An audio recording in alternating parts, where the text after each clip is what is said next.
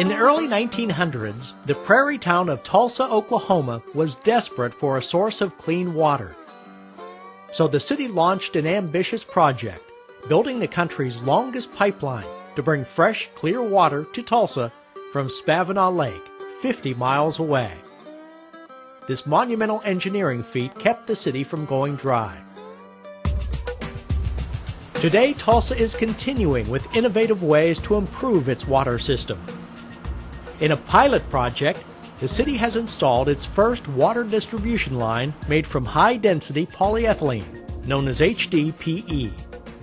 Polyethylene is the same material that milk jugs and plastic baby diapers are made out of that environmentalists will tell you have a 50,000-year half-life in landfill. Well, that's what you want to make your pipe out of. Its corrosion resistance properties are phenomenal. It's very similar to Teflon. It's a very slick material, it's a very flexible material, and the advantages for water lines is that it is flexible and it will take earth movement. Polyethylene's been used for years in natural gas distribution. It's been used in industrial applications, mining, gas gathering, oil patch applications.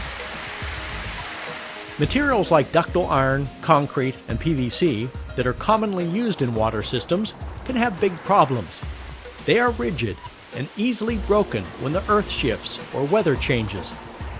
Today, with the priority on conserving water and cutting repairs, more cities are using high-density polyethylene for their water systems. When you're in the water business, you're in the long-term business. And when we're talking about polyethylene and water lines that are part of our underground infrastructure, we need to be thinking out 100 years, and polyethylene meets those requirements. We think that it's the time to use it now for municipal water usage. Tulsa's first installation of a polyethylene water line began in 2007 on the city's north side. Sections of HDPE pipe were easily moved into place, then fused together with a machine from McElroy Manufacturing, a world leader in the fusion industry. This fusing process creates one continuous, strong length of pipe that has no seams or joints. Polyethylene is a tough material, so they can manhandle it, they can move it, they can flex it, bend it around obstacles.